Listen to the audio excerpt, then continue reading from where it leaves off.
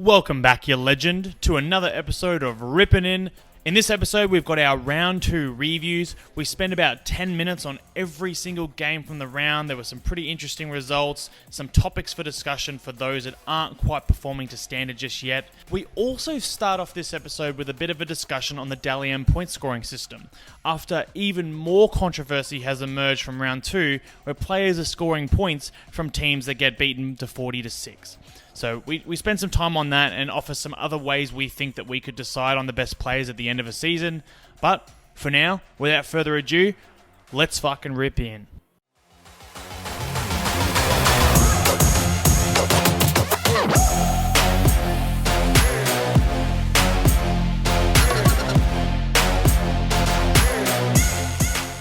Brother, it's good to bloody see ya. Back again for another episode of our round 2 reviews. But first, mate, what's been going on? Yeah, not much. You know, another weekend that was filled with hope and optimism, and then by halftime I was pretty much done and wanted to go to bed. But 0 for 2 for Broncos tips. Can't say I feel confident for this week, but I'm going to tip them nonetheless. But mate, how are you doing? More importantly, had a bit of a birthday weekend, did we? 18 years old now, are we? Hey, how are we going? Almost double that, mate. Just rolled back in not too long ago now, but yeah, great weekend down in Byron, celebrating my birthday.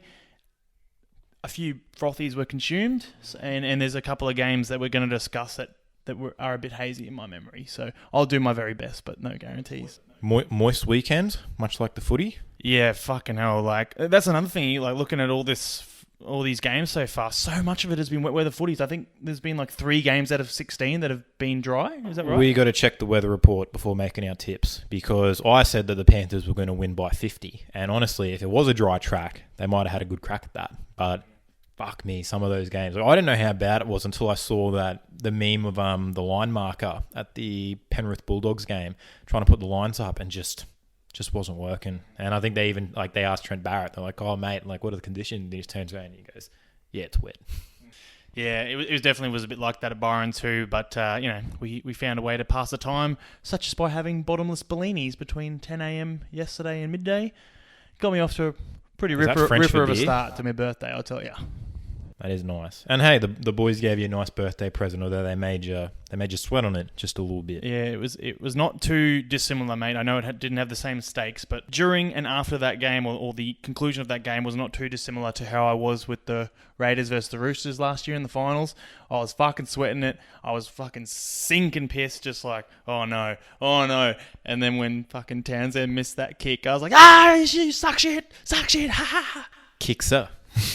Oh, and that's it. Like, again, only when I woke up this morning and cleared my head, I was like, fuck, he had 3 chances to win that game, in essence. 1 from 4. 1 from 4. Mate, he would have went home and gave his missus a royal rogering, because he needed a win.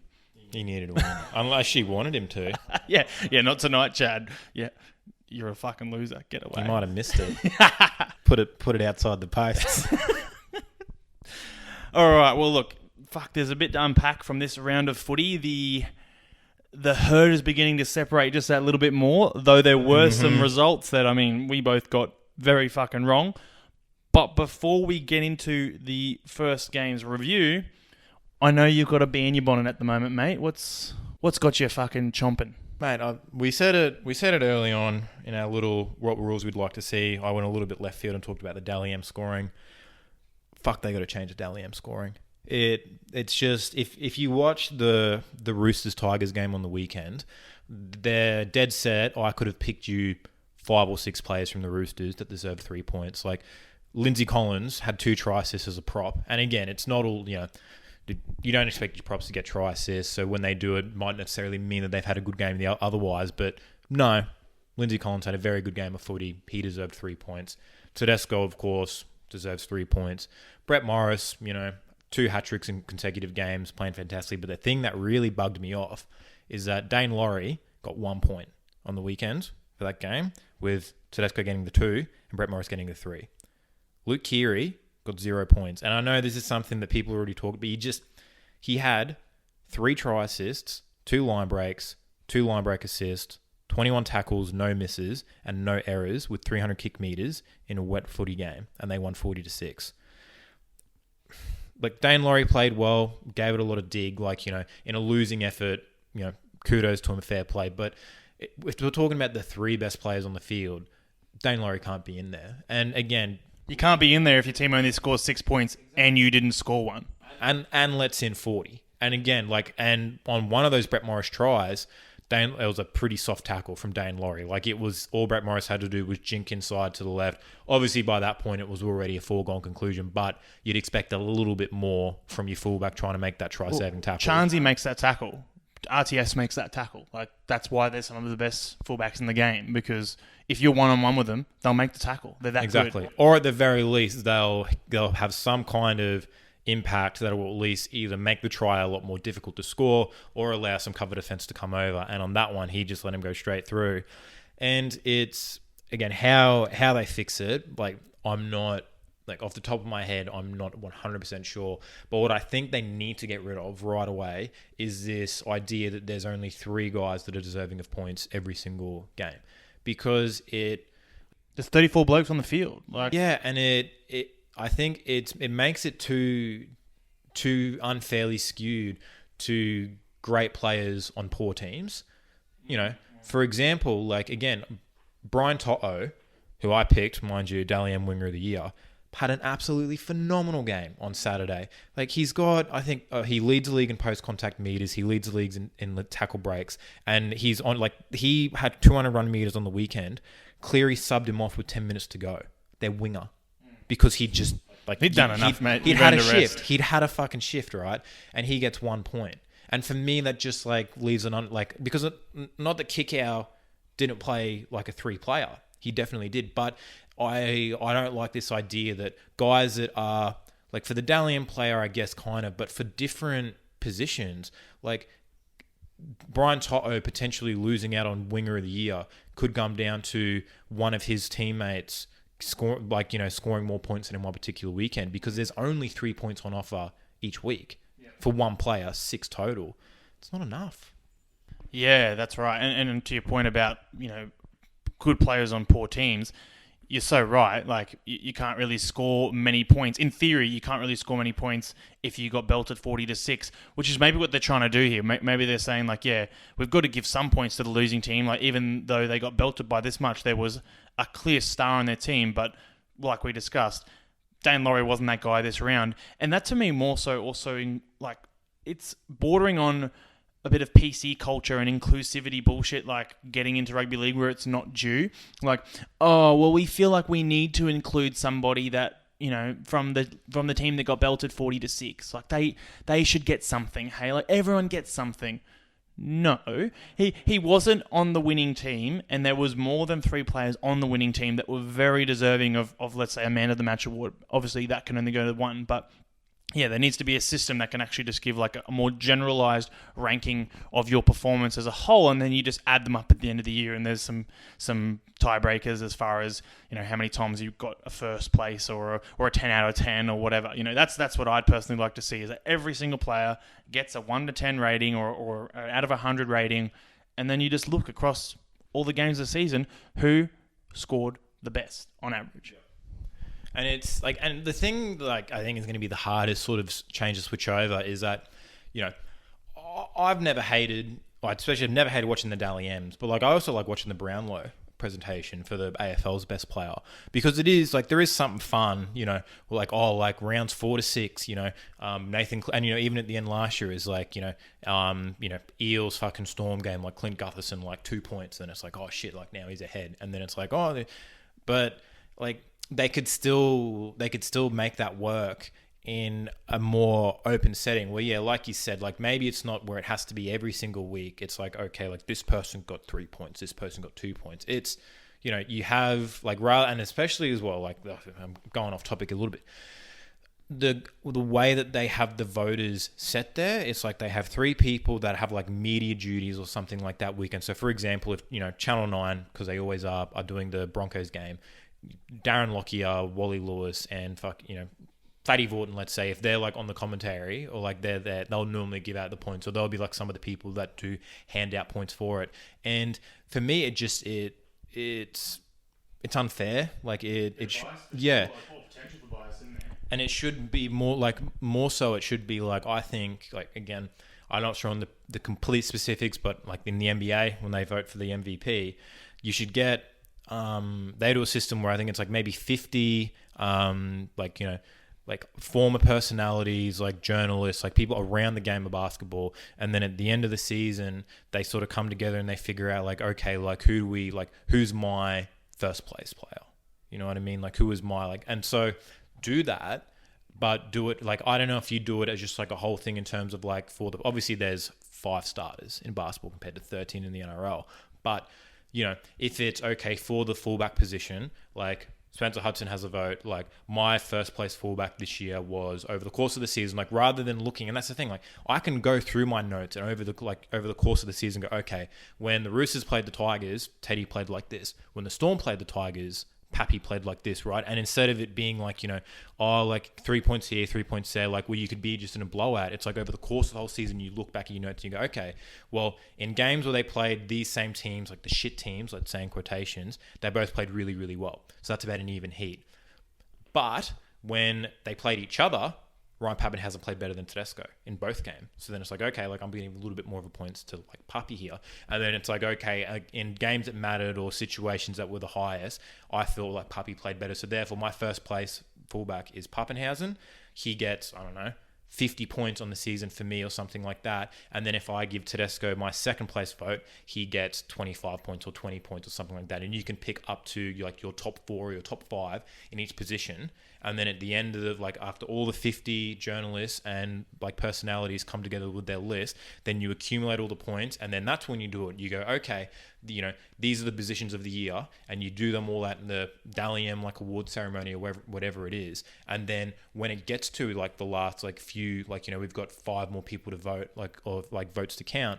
These people are super close to it. Like Pappenhausen needs this many first place votes to win Dally M. And then that's how you do it, rather than just, you know, 3, 2, 1, because then over the course of the season, it might be that Brian To'o was the 5th best player for the Penrith Panthers in every single game across all the, you know, 34 guys on the field. But then over the course of the season, you go, holy shit, like Brian To'o was never up here, but he was never down here either. He was perfectly consistent for all 25 rounds. He's my winger of the year. It's not like, oh, well, Mike, and this is the thing that happens with like guys like Mike Acevo. He has a really good game on Thursday night. Again, second try, Jennings just didn't jump, and he gets 2 points for that. He'll go 4 or 5 games and he'll play like shit and get nothing, and then he'll have one breakout game, get you 3 points. Then over the course of the year, he'll rack up 18 points, because if he scores try and Parramatta wins, the voters just go, oh, yeah, Mike Acevo. Instead of looking at it over the whole course of the season, like who is the actual best player in the NRL week to week. There is a real big issue, exactly that, of consistency or reliability at the moment. I'm the first one to say that I was very happy for Jack Whiten to get the Dally M medal last year, like in a team that ended up being, you know, the 3rd or 4th best team due to being eliminated in the prelims. He was like the shining star of that team, and I think that helped him a little bit as far as his votes. But at the same time, how in the fuck did none of those players that were in front of him or close to him in those final rounds not get points? Like, there was no fucking way, people brought this up at the time, but there was no fucking way that Nathan Cleary did not get even 1 point, let alone 3 points, when the Panthers like put a drubbing on someone in the last round. And Jack Whiten didn't even play, but somehow still managed to hang on to the win. Like, Cleary had played worse games than that in the season and still got points, and in that particular game got no points. Like, you just can't rely on it as far as like across the course of the season. Like, they're just kind of fucking flinging out 3s, 2s and 1s at random in a way. So you kind of can get it. You could easily just like prop someone up into a Dally M medal, like just by just willy-nilly throwing a couple of points at them. So I don't know what they need to do, but yeah, one that you also pointed out was, of course, the Gold Coast Titans and Broncos game, where, you know, you showed me the stats of Fafita versus Tino. So Tino got 3 points and Fafita got 2 points. Now, we all know Fafita fucking went off in this game and got 2 tries and made his old team look silly.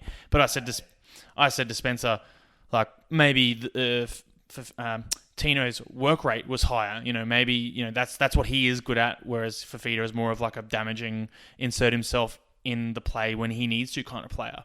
But not one single metric was Tino the superior of Fafita. Like, not run meters, not tackles, not post. Like there was almost no way possible that he scored a 3 compared to Fafita's 2, particularly given that like it was Fafita that scored 2 barnstorming tries.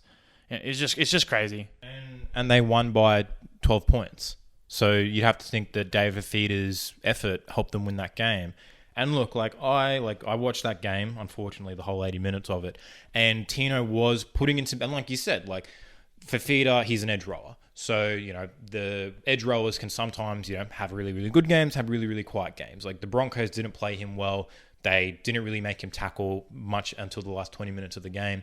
Whereas Tino being in the middle, he has to, get some momentum, make a couple of good tackles. And he was putting on some big hits. But with the Dally M system, when you're only giving out 3 votes for a maximum of 6 points, when a guy if David Fafita can't get a 3 playing like this, when is he ever going to get one? And then if that's the case, then why did they give 3 points to Kickout and not give it to, I think the 2 points was, if I'm not mistaken, Fisher Harris. Let me just check.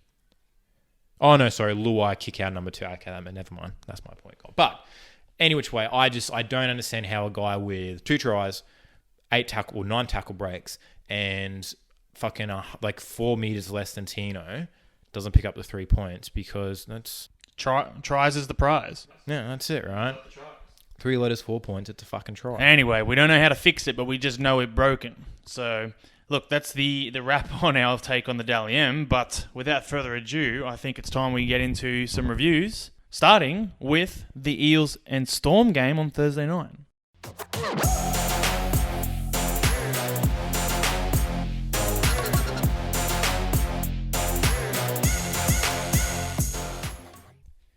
Yeah, mate. Thursday night footy.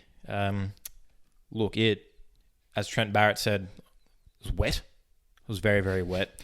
So much so. Why'd you have to quote Trent Barrett on that? I don't know. He just said it in a funny way. He's a good-looking man. He's a good-looking rooster. Take that away from him. Not a great coach, but man, it was so wet, raining not even like raining hard, just raining so consistently. I thought my TV was broken. I thought it was starting to go fucking staticky grey. And when I was walking to go grab a beer and I was sort of looking at the TV from the angle, you couldn't actually see because of just how fucking grey and much it was raining. And it wasn't until you actually got a close up view that you saw that it was just bucketing down. And man, we both picked the Storm. I don't think the rain there would have changed my tip. But I think what the rain did do was make the Eels double down and go, okay, let's completely forget about our first half that we had against Brisbane, and let's just focus on that second half, and let's just go through the middle and just play possession and field position. And man, they looked good. I will say this with a disclaimer. A lot of people are going on about the Eels already. This is literally a carbon copy from last year. They always start out well. Until they become, everyone forgets about them. They're the hunter. Getting into the end of the season, they become the hunted and they fall off a cliff. But as of right now, round 2, they looked really, really good against Melbourne Storm. Obviously, the Melbourne Storm were a little bit undermanned. They still got some players coming back. And honestly, it was just one of those games where it seemed like the Eels just were playing for a little bit more. I don't know, they got into the contest early and often. And again, it was one of those rare ones where when there were some 50-50 decisions or some certain things that sort of might sway the balance, the Eels got the rub of it, whether it be, Kafusi getting penalised for putting that elbow into Madison, or obviously, that kick to Micah Sevo that really was for a last tackle option. That was more of a, hope and pray.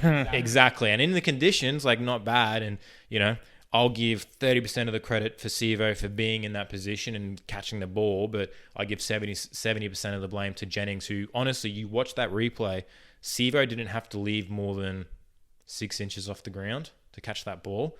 Jennings just lost that battle mentally before Sevo had even got there. Talking points to me, Reed Marnie, a hilarious little fucking note, I think, at the end of the game was, Reed Marnie. Oh, sorry, no, it was, I saw it on Facebook. It was, Reed Marnie is really giving, really giving Harry Grant competition for the Queensland number 9 jersey.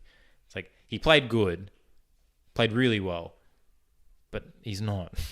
He's not Harry Grant number 9 good. All right, let's just fucking chill it out a little bit there. But I guess that's all you can do is put your best foot forward, and in those fucking opening 2 rounds of the season, he certainly has. You know, try assists, the tackle efficiency, 50 plus tackles. Like he's done nothing wrong.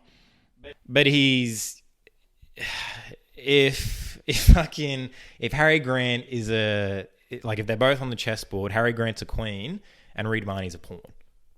He does what he does well. He moves up that board quite nicely. But if Harry Grant's the type of guy where, and you saw it at the Tigers, if there's no go forward and there's not much going on, Harry Grant finds ways to insert himself into the game. Reed Marnie, don't get me wrong, tackles his dick off, has a decent little running game, but everything comes off the back. He didn't really insert himself into that game against Brisbane until that second half when the forward started rolling over. He wasn't doing everything he could to get him out of that situation to start with. But, maybe I'm just, I hate Parramatta. It's pretty easy to tell. So maybe I'm just getting a little bit pissed off with how much credit they're getting.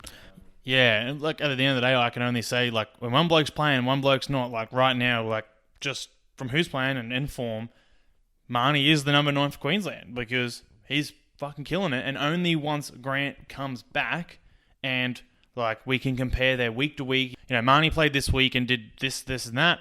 Grant played this week and did this, and that. And then more importantly, when Marnie came up against the Storm, this is how he played. And then when Grant came up against, well, obviously not, I can't really say the Storm, but, when Grant comes up against a same opposition, how did he perform?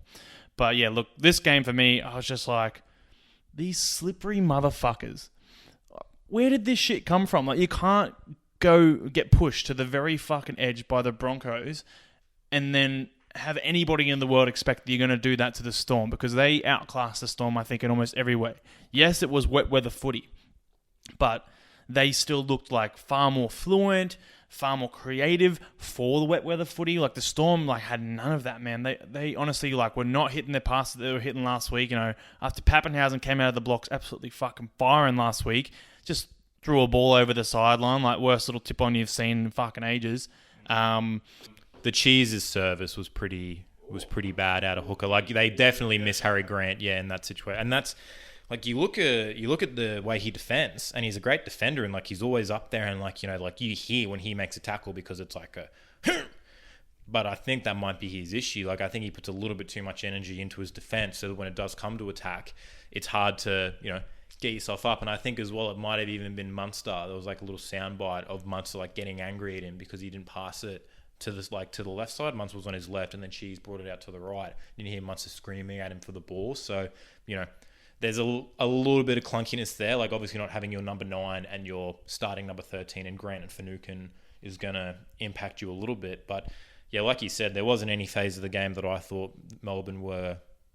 Maybe it's some that they were matching the Eels at, but they weren't better at the Eels in any. I always felt that the Eels had the slight ascendancy, and then it really did just come down to a pretty freak end of game play, and George Jennings is going to be dropped for it. There's no way he fucking has his place next week. That there was 2 times in that game he didn't even fucking put up a fight for an aerial contest or something.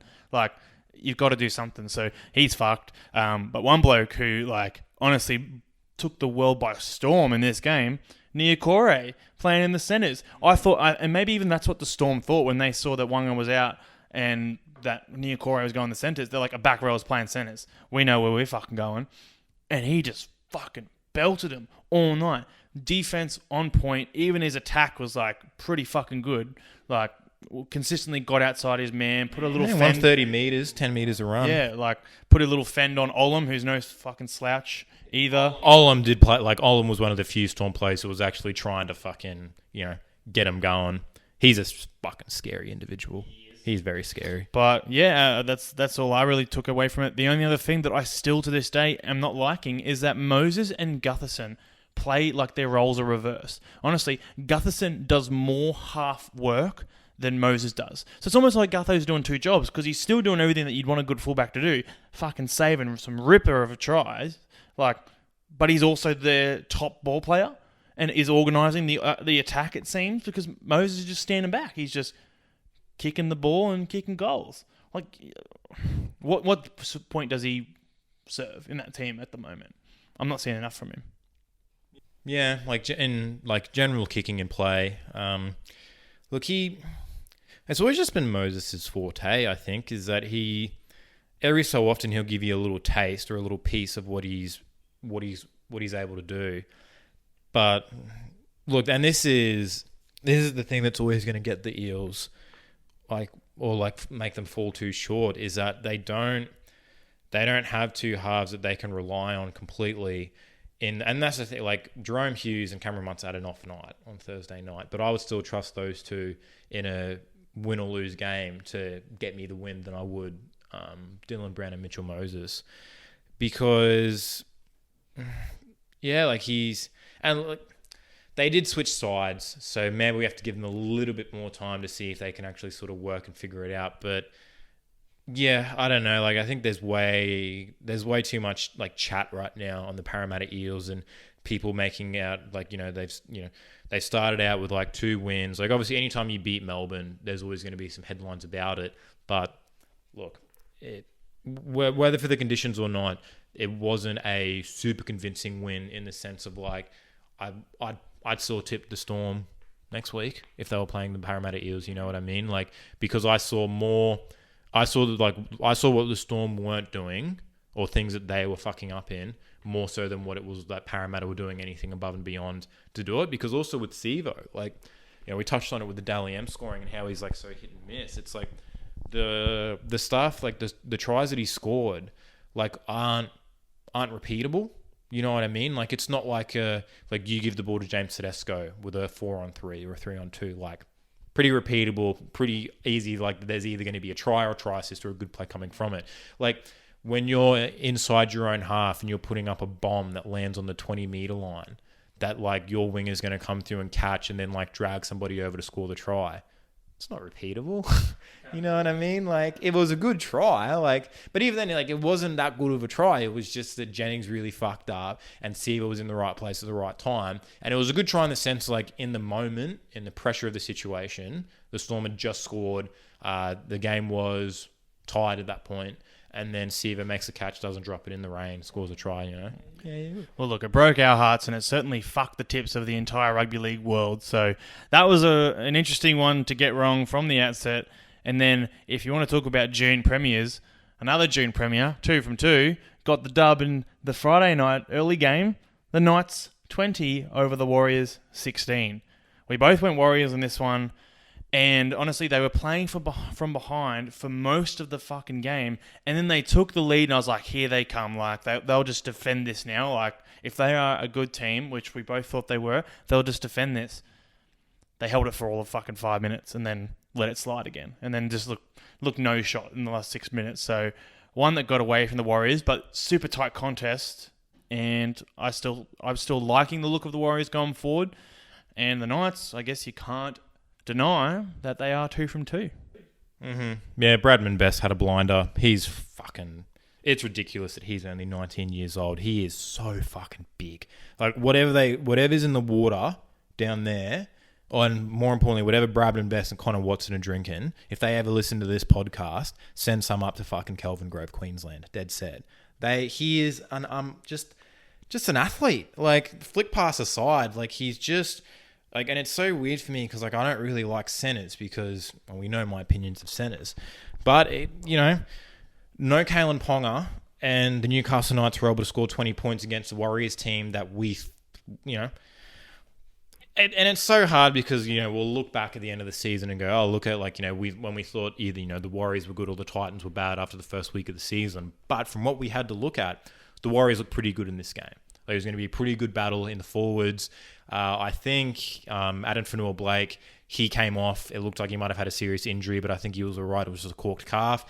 Obviously, losing your top prop in the rotation for a little while is never going to help proceedings. But, yeah, the Knights just... Okay, I think they just did what they had to do. Just slightly outclassed them. They really came down to that Bradman Best run and offload. Other than that, the Warriors probably do go on to win. So, like...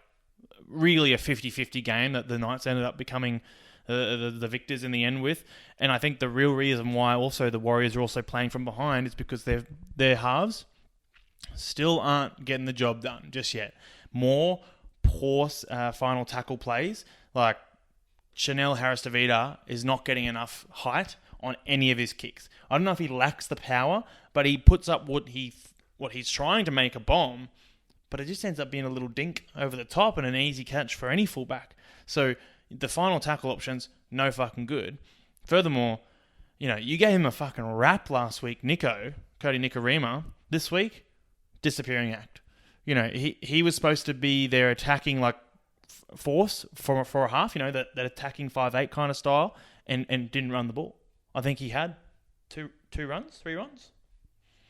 Just didn't have a go. And it might just even be it might have just been, maybe it was a case of, we thought the Broncos looked all right because they, hung in there for the first half against the Eels, and, maybe the Warriors looked all right because they beat the Titans week 1, but maybe, again, it was more of what the Titans weren't doing than what the Warriors were. And, look, it's disappointing for, Tuivasa-Sheck. Typical classy performance by him, over 200 run meters. They didn't have it really, and it was a weird game, and it was such a hard game to tip because I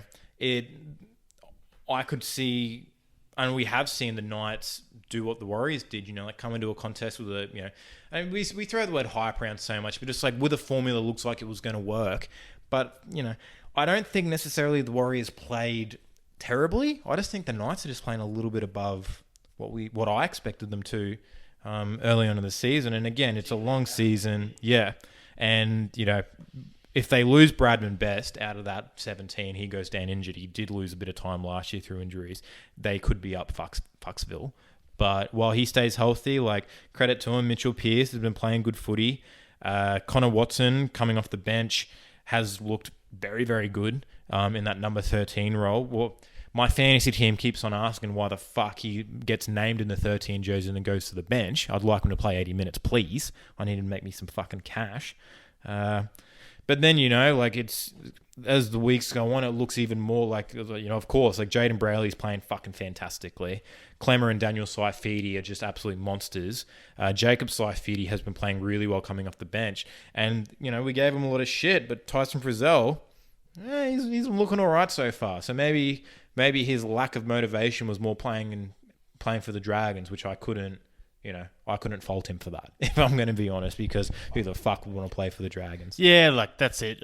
You got to eat some humble pie, and you're going to eat some humble pie at some points in the season when you make some of the claims like I did and like we did in the preseason, takes. So, yeah, so far, I will say, Frizzell has been looking good. He's been stretching out his legs, seems to be just racking up the meters at will, 10 meters plus.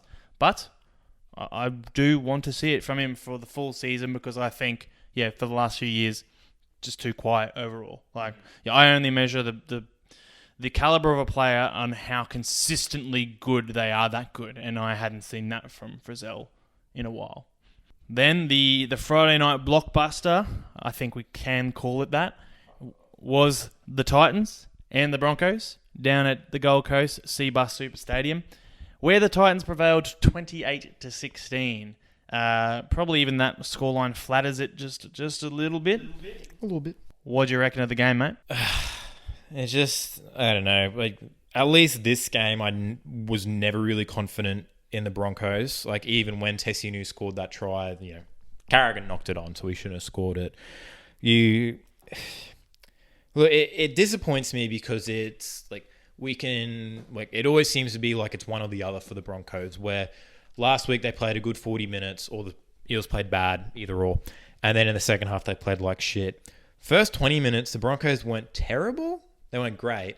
It was the 10 minutes before halftime and the 10 minutes after halftime where the Titans put on 4 tries, which just absolutely sunk us. But then that last 20 minutes of the game, again, the Titans probably turned off. But the Broncos we scored 2 tries and looked pretty good.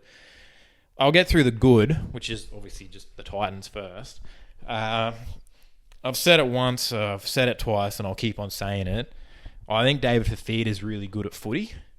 I don't know. Call it a hunch, but he's very, very good. And I was, joking with a few of my mates before the game, and they were saying if you're the Broncos defense, surely just make sure that it's anybody but Fafita that scores.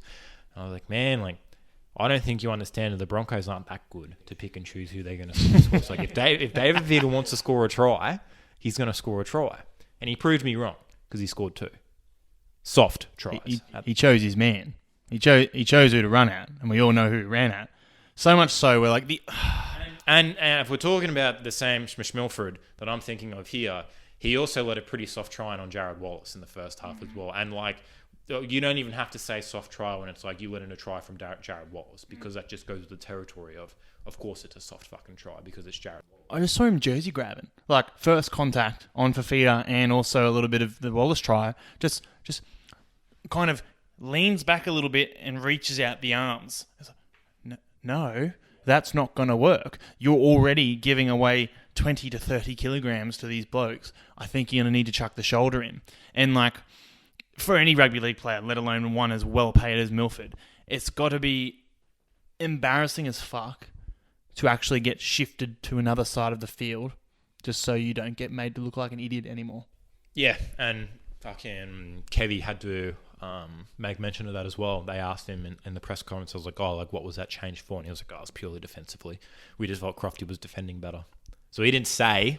I thought he did say something. I thought he said like, yeah, Milford got shown maybe a he did, thing yeah. or two, and I was like, fuck. And look, it's the fucking, for Broncos fans, particularly me, it's a story or a movie that I've watched 1,000 times. Like, how quickly between the Titans' second try did they score their third try? It would have been within about 3 minutes. Yeah. 32, 35, 38. Yeah. They were off consecutive sets. They did it against the Eels last week, right? Where they let in that soft try to Reid Marnie, and then for the next set, Clint Gutho scored, where Ferguson had the ball, went down the sideline. Yeah. And that's the thing that's just so frustrating for the Broncos, is that as soon as they let in one try, and that's the thing now, like, it's not even like a Broncos thing. It's like other teams know, like, oi, now's the time to strike. If we have a good set here, get out of our own end, we're scoring a fucking another try. It was just abysmal. With that, I think pretty much everybody in the Titans lineup played pretty well. Ash Taylor put in some really good tackles and forced a couple of knock-ons, which was really nice. Tino, although I said that he probably didn't deserve the 3 points in the Dally M's, which he didn't, still played well. He does like leading with a forearm a little bit, which is funny because they talk about how great he is, but when Jabari Hargreaves does that, they say that he's being a dog or that he's being a little bit too rough. So that's neither here nor there. And then just getting to the bad, which is the Broncos, there's definitely a formula that's going to work somewhere in there, but Milford's got to go. Has to. Please. Because my thing is, like, you look at the ladder right now, and like, what surprised me is that out of all the teams that have lost all 2 of their games this year, the Broncos are top on point differential. We've scored 32 points. We've let in 52. So that's not that great, but still better than the Bulldogs, Tigers, Eagles. Not terrible. But the thing is, for me, is that, like, I would rather get those defensive numbers down than the attacking numbers up. And I think with Croft over Milford, Croft can't really attack, but he can defend better than Milford. And Tom Dearden had a man-of-the-match performance on the weekend in Intrust Super Cup. So it's warming up steady against the Bulldogs as well, who have started the season winless. I think this might be a good opportunity to give Dearden the number 7 jersey, put Croft into number 6 and see how it goes. But another thing that I wanted to bring up that that Kevin needs to do this week, and I can guarantee a Broncos victory if he does this. Every time Pangai Jr. goes for an offload in the first half, fine the cunt $5,000 per offload. $10,000 if the offload goes to ground. Did you see his try at the end of the game? You know what differed from that type of TPJ run to every other run that he has in the first half? Stopping and looking for an He offload. was looking forward, and he went through there, and he scored the fucking try. Like, don't get me wrong, an offload in the right circumstance is very good. And, like, I think the issue is that what happens to the Broncos is we get fucking killed in second phase footy. So I think the players try to go, okay, like, let's try to make some of our own. NRL.com has this fun little stat, passes to runs ratio. So, like, the higher the score, the more passes that you make or take to how many runs you get, right? So for a hooker, for Jaden Brayley in the Knights game, his pass to run ratio was 15.5, right? You look through it, like Suaso Su was 0.67. David Klemmer and Daniel Saifidi had a score of 0. They didn't pass the ball in wet weather footy, right? They didn't pass the ball. They win the game. Let's have a look at the Eels forwards, or props, sorry. Regan Campbell-Gillard, 0. Junior Paulo, 0.5. Right? And that's a man that loves an offload. Yeah, that's a man who loves his offloads, right? And again, 0.5 is still like, that's like what I'm looking at so far as like a pretty big score as we look into it. But then the thing with fucking TPJ is that his pass to run ratio was 0.3. So for every 10 runs that he makes, he's passing it every 3. So 30% of the time that he runs, he's passing the ball for an offload. And that doesn't factor in the ones where he gets driven back because he's looking for the offload as well. If Kevy just says to him for the whole first half, like, remember when we were playing under 16s and we just let in a try and the coaches would say, all right, boys, next set is just either 1 out or dummy half scoots because you're getting too fucking silly with the ball and you just need to get back to basics. And every single time we'd have one of those sets, we'd get up over our half, put a good kick in and tackle well the next set because it was simple and it was just, you weren't thinking about anything else but just like run towards a gap, get on the ground, get up, quick play the ball, go. Broncos just need to do that. Like there's nothing hidden about how the Broncos are getting beat and how good teams are winning right now. And it isn't. Look at the Parramatta Eels. First half to second half of the Broncos game is a perfect example. You try to get too flashy-dashy and try to fucking outplay yourself. You let in 16 points and you go into the half scoreless. You get back into what you do good, which is running the football hard down the middle, getting quick play of the boards, getting some offloads here and there, and then working off a fucking front foot and making use over the advantage line. And you end up scoring 24 points in the second half and you win the game. Like, Broncos just need to do that. And that's that's hard to do when you have Milford and Croft as your halves. But, man, like, we're still down a Payne Haas. When he comes back, that's going to look pretty good. Like, the rest of the game, like, the rest of the players in this game, like, were pretty good. Like, Flegler played well, I thought. Like, not fantastic, but still good enough. Patrick Carrigan was his, Patrick Carrigan best. Ben Teo even came on and provided a little bit of fucking mongrel. So, really, it just comes down to, like, TPJ realising that if he wants to be a really good prop and he wants to be looked at for New South Wales, which he fucking could be so easy, just don't offload the ball for a game. Just one game, just don't offload the ball. And he'll come and make 200 metres. And he'll probably score another try. Because when he's running forward, he's like, out of all the props in the NRL that we have right now, who would you say is more athletic and damaging as a ball runner? Like, there is some, but I'm saying, like, can you name me more than 5 props right now that are a better version of what TPJ is when he's on it? No, exactly right. Like, because he's as big as he is, but it's almost all muscle. Like, it's almost all fucking rig. Whereas, like, even like your Josh Papali, who's a pretty good athlete, like, he's carrying around a bit of extra pud. You know what I mean? And TPJ's beating fucking Papali in a 40-metre sprint. You know what I mean? So, like, he should be so much better than what he is. And that was going to be something I was going to bring up in that. Even though this game is one of those games where his stats actually look okay, physically watching the game, the thing I thought to myself was, like, it could actually be so much better. It could be world class. There are a couple of times he gets put on his ass and you're like, are you serious? A guy like you should not be getting put on your ass. I literally had that thought watching this game, watching him like cart the ball up and just submit so easily to a tackle. I'm like, bro, you've got the strength and the fucking power to throw that motherfucker off and keep on going. But he was physically looking as if he like wanted to hit the line and just stop and take the tackle. Or what you're saying is, yeah, he was probably hitting the line, stopping and like hoping and praying that he'd get the arm free. I didn't actually see that many well, again, similarly, I didn't see him use his power and strength to do that. Like, he'd submit this tackle and then look back as if he wanted to get an offload, but then not actually, like, shake someone off to get the arm free. He just would kind of go, oh, nah, I'll just take the tackle. And so, yeah, I still, like, can see the superstar that he could be, but he settles for mediocrity so much of the time. I think he is a lazy player.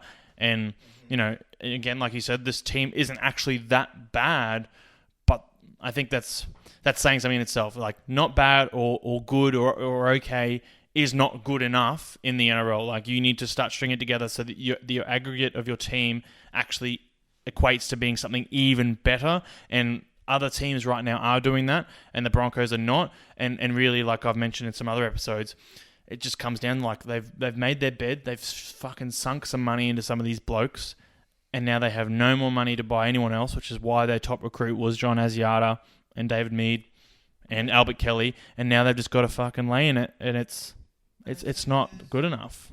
Like the money that we're paying TPJ, would I prefer David Fafita over TPJ if I had to pick between the two of them? Yeah. But if we had to pay $1.3 million for Fafita, regardless of whether we keep TPJ or not, I'd rather have TPJ on the money that he's on now than I would Fafita at $1.3 million. That's just, for me, that just goes without saying. That's just an unbelievable amount of money to be giving a player. But I think, you sort of said it, they've made their bed and they got to sleep in it. It's almost like with the Broncos, man, they just, and I could honestly go on for an hour, but I'll try to keep this short and sweet because I just have so many thoughts going through my head when I watch an 80-minute Bronco game. Do you get this feeling from the Broncos that TPJ going for those offloads? If you're 20 meters out and you're in a good attacking position and you've built pressure, right? You've been working towards it. It isn't just you've been gifted an error and now it's straight away you're frantic oh, we got to score a try. With the Broncos, it's never okay, we're in control here. We're going to put a kick into the in goal and we're going to get a repeat set to build pressure. With the Broncos, it always just seems when things do come off, we've scored a couple of tries, TPJ's run, but there's never a plan, right? When the Broncos are inside their own 50 and it's tackle 3, they're not making it out of their half. And you know that there's no thought process from the halves, okay, what type of kick is it going to be? It's just 2 more 1-outs or swing it out wide, see what we can do, get ourselves into a bad position for a kick, and then it's a shit kick and there's a shit chase, and then we're already on the back foot. And then when they get into the own half, there's no setup. There's no runs to a certain side to sort of build things up. They ran it for Fafita 3 or 4 times. He had to go off for a HIA. And on the 4th play, they swing it all the way from the right to the left. And then the Titans can just slide across because it's such a long play all the way over. And the ball just gets bundled over the sideline. And it's have a play down the middle and then attack Fafita's side again because he's rooted. That whole right edge has literally just had to tackle for 4 plays, run it back and go there again. But they don't. There's nobody there that's looking up and is actually thinking that. And for me, like you said, we've got these shit players that we've currently had to bring in that don't offer a whole lot. But it's just overall there's just not one player in that team that is actually doing anything more, I think, than just kind of going through the steps of just okay, we got to get to tackle 5 here. Kick it. You know what I mean? And it's with Milford, it's I know that I'm going to have to kick at the end of this set, but he's not the forwards do this, forward, I kick. And then the forwards are oh, this is my run. Don't care, kick. And it's okay, we got to tackle. It's oh, that's not really on my side. I don't have to worry about that. And then it's always just oh, the next guy will do it. And then, that's how you get Jared Wallace or David Fafita isolated on Jordan Ricky and Anthony Milford. Because Carrigan or Pangai or Flegler, the middles, aren't thinking about where they're supposed to be next. They're just in the moment, just trying to go what do I have to do right now? There's never any thought or any kind of and that just that's being within a young team, right? There's no Cameron Smith or anything like that, a guy like that out there. And, that's a fucking big. But it's just there's no Kevin Proctor. Alex Glenn, as long as he's been there for, is just a plotter at this point. He doesn't offer anything from a leadership perspective at all. He's flat out said that he's not a talker on the field, and that's just not going to cut it in a team that clearly needs a fucking leader. But yeah, I know we've said in the past that if you hold the ball and complete your sets and dominate possession or dominate field position, most often you'll win the game. You might not score points doing that, but you know what you'll do? You'll stop the other team from scoring points. If you control your set and you always set up them 90 meters out in the corner or getting repeat sets, look at the Panthers so far. They've only scored 48 points in 2 games, which again isn't, that many points. You look at the Roosters, for example, they've scored double that, but the Panthers haven't let in a point. You can't lose a game. You can't lose a game if you don't let them score. That's right. And it's so simple. And my point is the Broncos are doing most of those things. They're actually completing their sets and they're getting down the field and that sort of thing. But in reality, to win some games of football, you've got to do something with the ball. You've got to have some kind of potency in attack, which the Broncos don't have at the moment. Or you've got to set it up so that they've got to go 90 to 95 meters to score. too often, I think, I see the Broncos actually end up handing the ball over on the fifth tackle. Like, literally, Milford will get caught with the ball and then just, I'll just get bundled and I'll just roll the ball to them and here they come. But really, all of these problems, I think, go back to the halves, the fact that neither Croft nor Milford are taking the game by the scruff of the neck, and so that's where they need to make some changes. I know we've got our previews episode coming up in a couple of days, so I'll leave, that for, what I think should happen for that episode. But yeah, it's if it's not this round, that round 3, by round 4, new halves combination. Please. And we apologize to our listeners who have to keep hearing this, but it's unbelievable just how simple the change seems to be from the outside looking in for the Broncos, and yet it just hasn't happened yet. So enough with them. I'm done with them for the next 5 days until I get my fucking hopes all up at fucking 3:30 on Saturday afternoon, and get my heart shattered again. Let's move it on.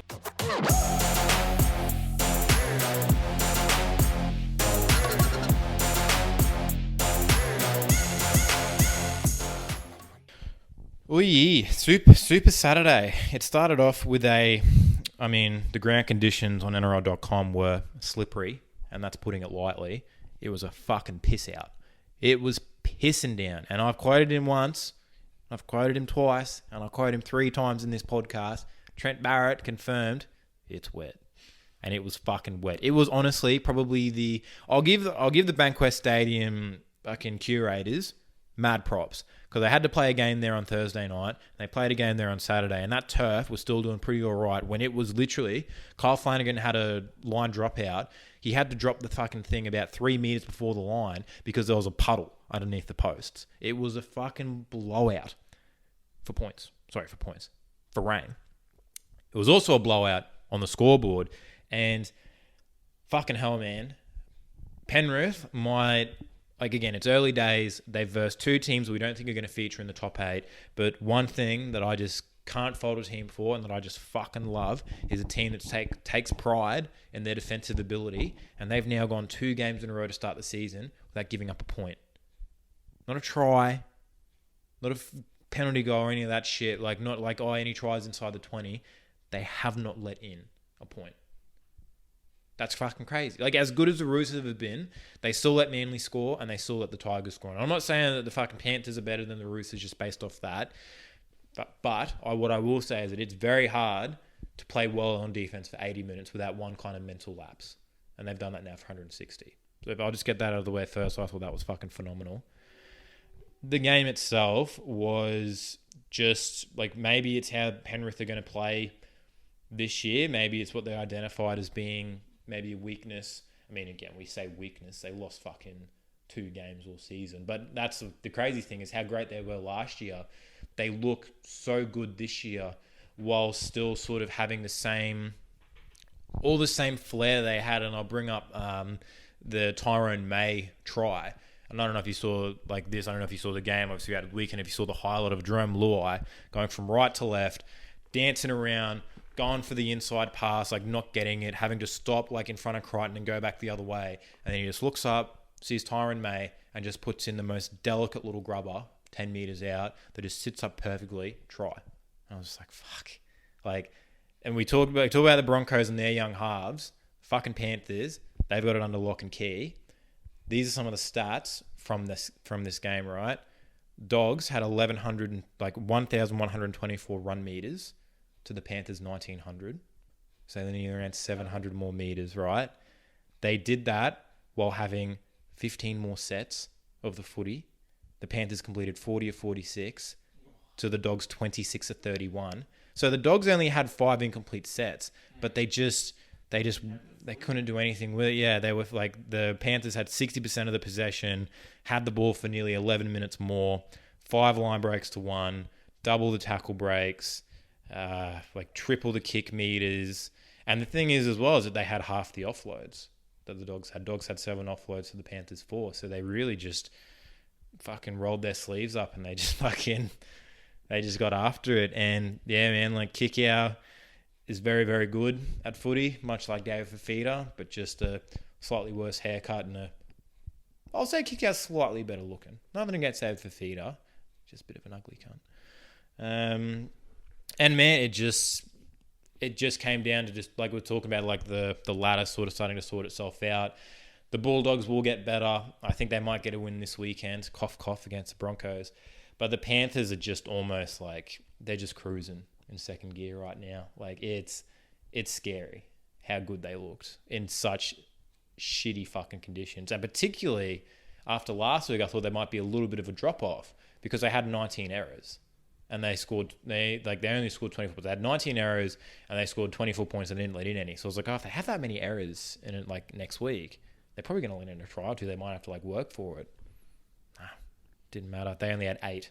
They had 8 errors this week. And literally, like, if you haven't had a look at what the conditions were, have a look at the replays and the highlights. It was unbelievable. I have watched the highlights. I didn't get a chance to watch it because, this is when my binging really began about the time that this game kicked off. But I watched the highlights, and I mean, what more do you need to know when you see this scoreline, 28-zip? You know, the Bulldogs are obviously like nowhere near the class of the Panthers. But, I don't want to go into too much stat attack here, mate, where, you rattled off a few of the real fucking eye-opening metrics from this game. But looking at the 1 to 7 metrics is where I was particularly having a bit of a look at the Bulldogs. This just fucking isn't good enough, right? Like, these are some of their star recruits as well too, mind you, right? So incoming Kotrick hate. There's a little bit of that, but there's some others as well. The guys that I gave raps to. So Corey Allen had 18 runs for 99 metres from fullback. That's 5 metres a run.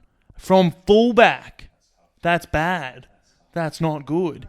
Like, he's obviously not bringing the ball back with gusto. He made 17 post-contact off 18 runs. So he made less than a metre post-contact. Just getting fucking barreled. So, like, obviously that clearing Luau's kicking game certainly helped that, but still, like, you got to play to the conditions, you got to play to the team you're going up against, and that's just not good enough, is it? I can't remember seeing a fullback run less than 100 metres in the last 5 years. Like, I'm sorry, I just with that many runs. Yes, I can't remember that little, because a fullback is typically making them easy 20 metres per run because he's cutting the ball back from a kick. So there's one. Then you got Nick Meaney, who is playing winger, so similarly should be cutting the ball back from some kicks. 8 runs for 48 metres. Similarly poor. 5 to 6 metres a run. Hopewade from the centres got 21 for 178, so maybe he did some kick returning, I don't know. But then Kotrick was relegated to 12 runs and 85 metres. This is a bloke that fucking made a fucking living off 150 metre plus games, like all these post-contact meters. Like, it's what he does. And in the centres, it's clear to me that that's... He did have 10 tackle breaks, though. I'll give you that. Well, and one thing that was weird, he was primarily playing wing. So he was carting back a fair few of the kicks. I think he was, at least in the second half, he was coming out of the left wing. So similarly, again, they're playing him on the wing. Why? Did you sign him as a winger or centre? I don't know. He wanted to go play centre, which is why he left the Raiders. Honestly, I think he just loves the number 4. I think he's that dumb. He just loves wearing the number 4 on his jersey. And I reckon the contract they gave him is in, like, monopoly money. Yeah, and then even if he did play a bit of wing, 12 runs for 85 metres still isn't enough. Dallin Watene-Zelezniak actually did pull some fucking weight, so that's good to see. But then, of course, the worst of all of these is Kyle Flanagan with 1 run for 8 metres. And similarly, if you look at a team that's been held to blotto, you've got to go... What did the fucking halfback do about it? Cleary had 10 off 110 metres. Yeah.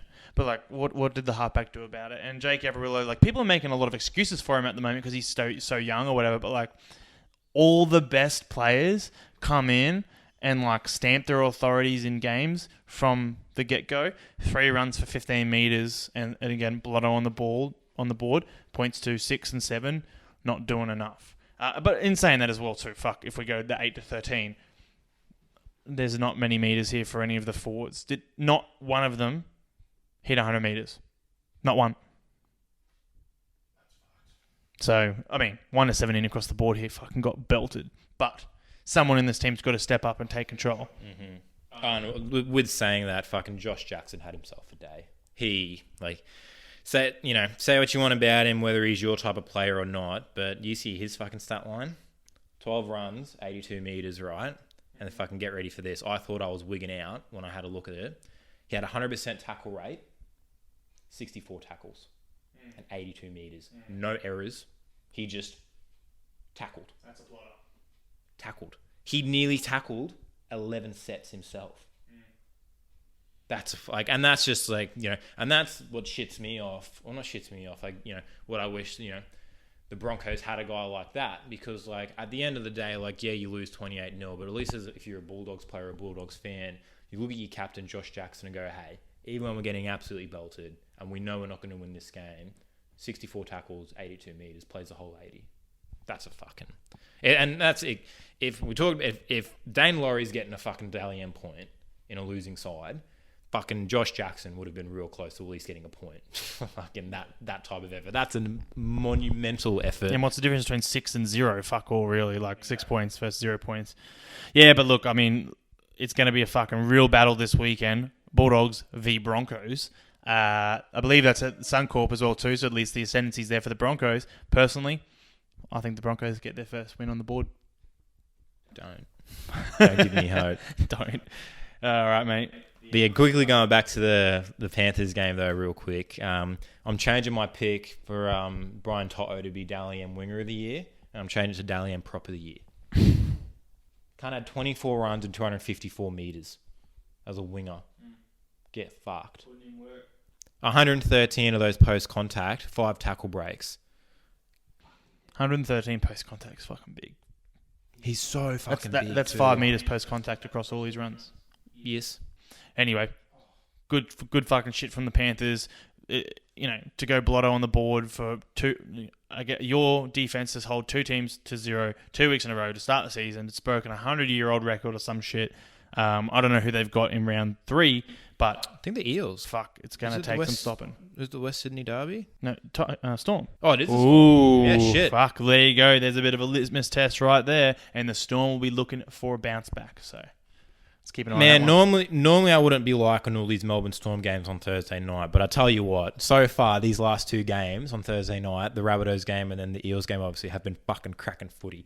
This game, honestly, this might be already like my most and hotly anticipated. I wish this was delayed maybe a week or 2 more. Like, this is a fucking like, obviously it's a grand final rematch, but like, man, that's gonna be a good game. And it gets you fucking. That's gonna be a good game. You fucking going for the week of footy too. When the Thursday night game is actually a fucking ripper. I can think back to a few seasons, or you know, I'm generalizing here, but the Thursday night game is just 2 teams, and I'm like, I don't care, because the Thursday night gets some of the worst viewership from what I understand, right? So like, you typically put some shit games on there, but maybe this is a new strategy. They're like, let's get people fucking tuning in from the get-go. Well, that's it. Normally it has been bad, but I think it was after week 1, it was Foxtel broke the record, obviously through KO as well, but it was the most watched game of NRL.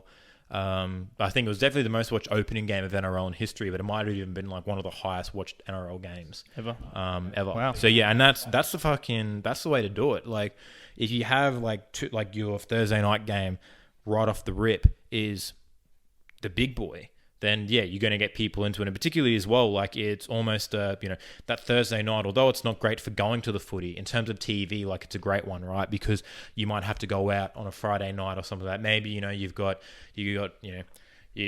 you're a dad or a mum and you got to take your kids to sport like early Saturday morning or something like that, or you got some kind of bullshit commitment on a Friday night. It's like a Thursday night, you can call that off. Like, yeah, you're going to get to work a little drowsy on the Friday, but it's fucking Friday. Who gives a shit?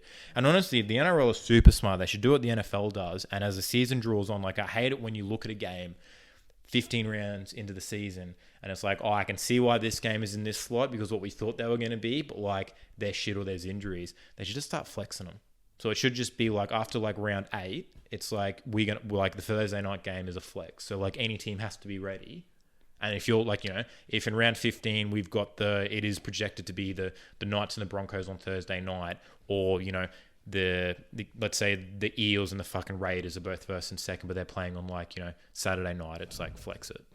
Change them around. Yeah, put it on Thursday night. Obviously, that might be an issue because of Channel 9 and the free-to-wear and stuff like that, but they need to be a little bit more proactive in that and make it work, because the best way to get more eyes on the footy is those, like, because the Thursday night game, like you said, it's the first game of the round, right? Like that's your taste, that's your little teaser, your appetizer.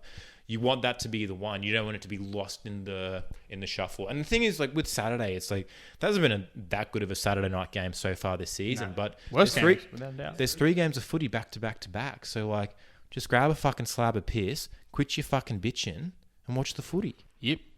Look, it definitely gets me through my Thursday every week. Like Thursday rolls around, I'm like, yes. But at the end of today, the fucking footy's back, and then I love that feeling every Thursday, right? And you got 4 days of footy, and I like it way more than the Monday night footy. Don't get like the Monday night footy was just never for me. No. I didn't like it. Yeah.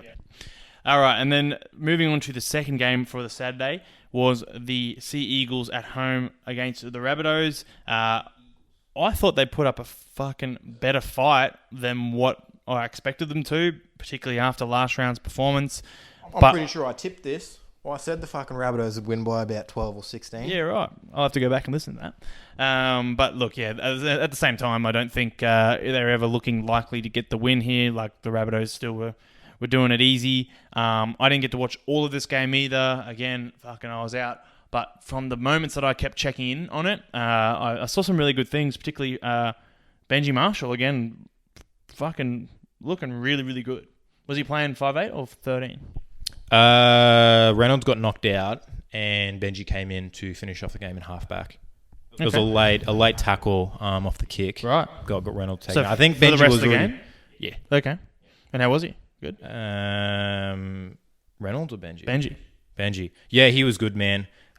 So yeah, Reynolds came off, I think, within the first 5 minutes of the second half.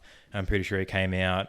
Benji played the rest of the game. So I think Benji was already on the field, and then they obviously got the free interchange for Reynolds. And yeah, like honestly, like this is the beauty in having a great half, who's also your third half, right? Is that if shit does hit the fan and one of your guys goes down injured, you still have the ability to make things work. And it also like helped because the Seagulls scored first in the second half, so they actually brought it to 40-12. Ooh, yeah, no, I did. I remember tuning in on that, and I was like, oh fuck! But then from that point, I literally watched the next 10 minutes, and the Rabbits scored twice. The Rabbitohs got the ascendancy back. Look, so far so good for my tip for Latrell getting Dally M Player of the Year. He picked up the 3 points in this game despite getting sin binned. I don't know if you saw that sin bin, but fuck me dead, it was soft. Like I don't like being one of those guys who says rugby league soft, but again, if you didn't watch it, have a look at it. Cherry Evans literally gets the faintest touch, like the faintest elbow as he puts a kick in behind Latrell Mitchell, and then he does the fucking long neck giraffe stumbling over for 10 meters, and they just sin bin Latrell, which cost me 5 fantasy points. Fuck yeah, first of all. And then there was obviously a little bit of a brouhaha at the end. They got Jaden Sewer put on report and sin binned with a second to go.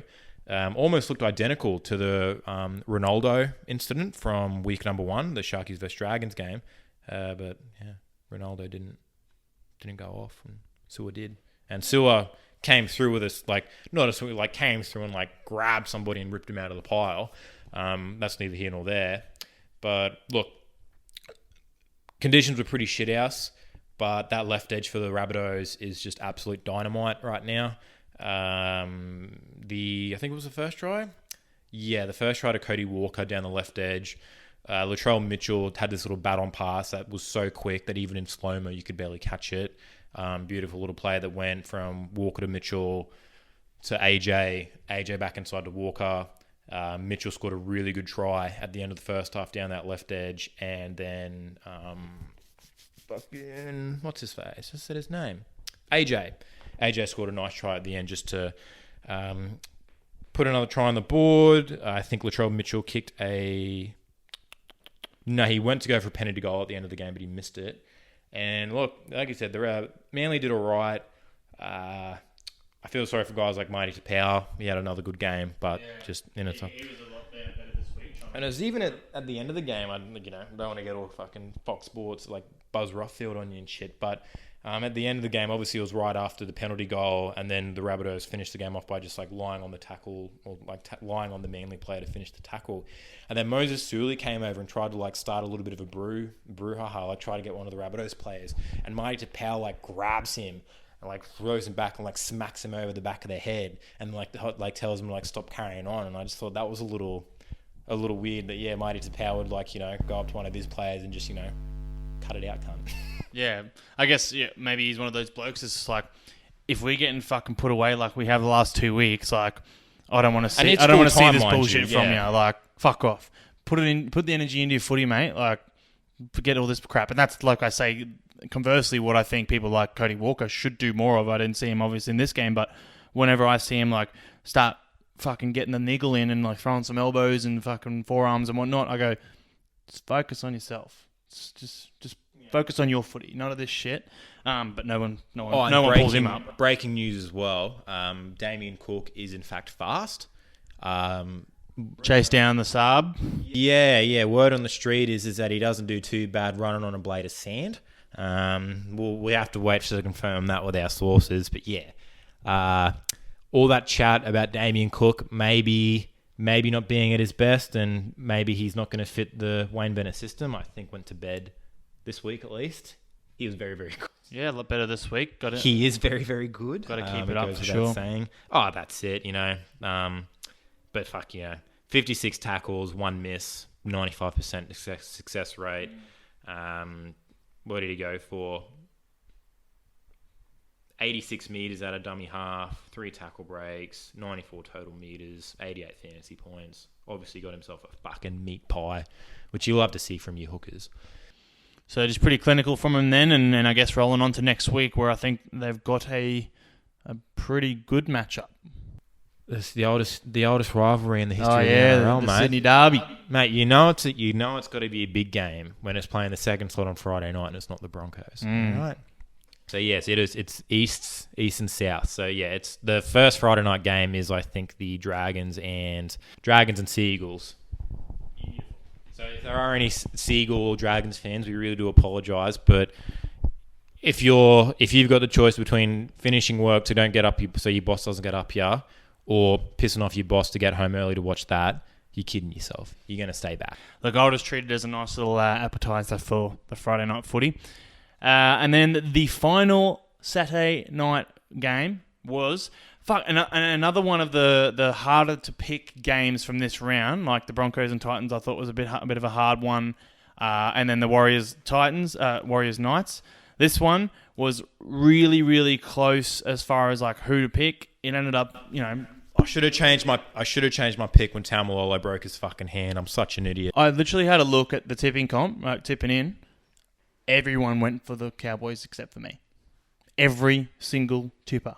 And I was like, how can you have that much faith in a team that failed to score a point in the first round? What? Like the Dragons went all right against the Sharks, and most people consider them to be a top 8 team. So like, I just couldn't believe that everyone had so much faith in the Cowboys, and then because the Dragons to me were not a top 8 team, they're a 15th fucking team. Yeah, well, they're both not a top 8 team, but I just don't know how you could pick the Cowboys to get over them, and then of course it didn't go their way. And after 2 minutes, it looked pretty fucking good. When Cohen Hess is scoring the first try of the game, you're thinking it's fucking 2012. But yeah, that was, I mean, Ben Hunt, dare I say it, looks pretty fucking good. I hope he keeps that up because, look, that's if Ben Hunt keeps up his run of form, I'll go on record and say that I was completely wrong for the Dragons because a healthy, confident Ben Hunt, particularly that try that he scored, dragging over Cohen Hess to score that meat pie. He is a very, very underrated fucking runner of the ball. I think it's gone underrated a little bit just because he stopped doing it as much as what he used to when he was at the Broncos and he was absolutely slinging dick every single week. What else did I think from this game? Cohen Hess still only had 9 runs for 49 metres. Like a few people were like, back on the train I saw online, and I was like, his effort was there. Like there was, so obviously he got that first try. The first try the Cowboys scored. The Dragons scored to Ravalawa. He came across. Obviously he didn't get the tackle because Ravalawa was a fucking pretty good winger, but he did make about 20 meters of ground to try to stop the tackle, and like he at least looked involved. But I still think, you know, it's a process, right? It's about you don't want a guy playing well for 20 minutes or 30 minutes. You want him playing well for a whole season, really. Whereas like Josh McGuire, I saw that miss, I think for the Hunt try. Yeah, that's right. Yeah, Ben Hunt went through him. Piss poor. Piss poor. He should come back to the Broncos. I don't know if the Cowboys have put up much of a fight after fucking... Val Holmes had a cheeky little grubber and chase try. That was quite nice off an errant fucking offload. Michael Morgan, well, if he's on $1 million, he's getting paid $945,000 too much. I say 45,000. Yeah, he's getting paid $945,000 too much. Jack Bird must have done something to Kyle Felt because Kyle Felt decided to try to drop him on his head not once but fucking twice. That was gorgeous. I saw Jack Bird got like 2 or 3 points in either this game or last week's game, and like, is this another example of like how fucked the Dally M system is? Because like, did he really do that? Make that much of a difference in this team? Did he?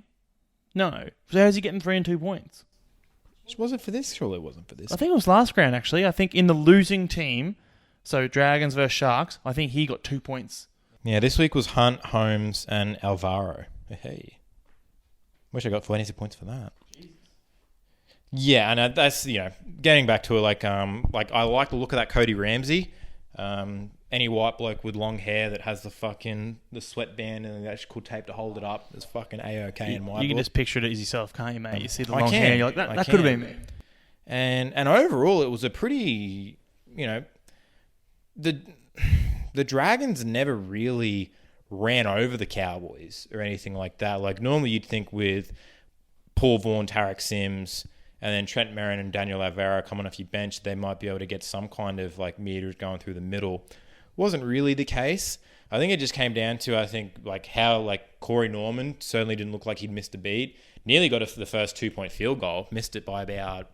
Well, he got it, but he kicked it from like a 38 or 37 metre mark at the end of the first half. So, and it would have made the 40 had he kicked it from there.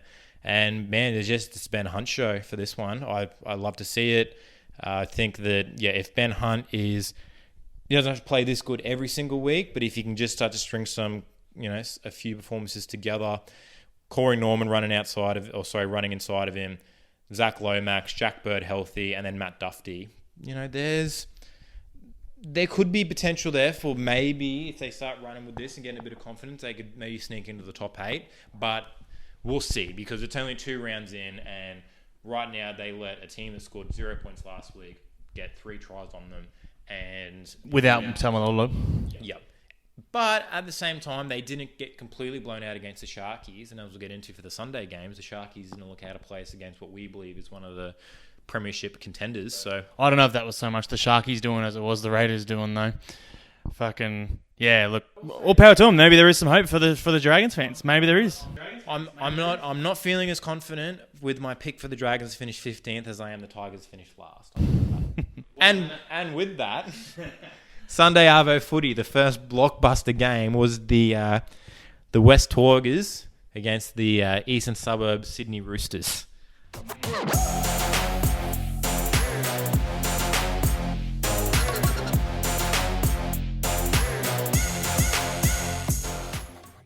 But yes, all jokes aside, the West Tigers are really bad. It's not looking good. Really, really bad. And look, you can do the whole, they versed the Roosters and the Roosters beat Manly, so they didn't score as many points as they did against Manly. It was pissing down with rain, first of all. Shut your mouth. Second of all, the left side defence from the West Tigers, man, and in particular one guy, and you know who it is fucking atrocious. Man, if you're the type of person that there are some people when you got a kid or you're a coach and you want someone to learn how to play footy, here's somebody playing really good footy, here's someone playing really good edge defense. If you like to go against the grain and you like to show people what not to do and how to not put yourselves into positions of just absolute retardedness, show them Joey Leilua yesterday, Arvo. It was fucking horrible. I'm not even talking from every single metric of being a good defender.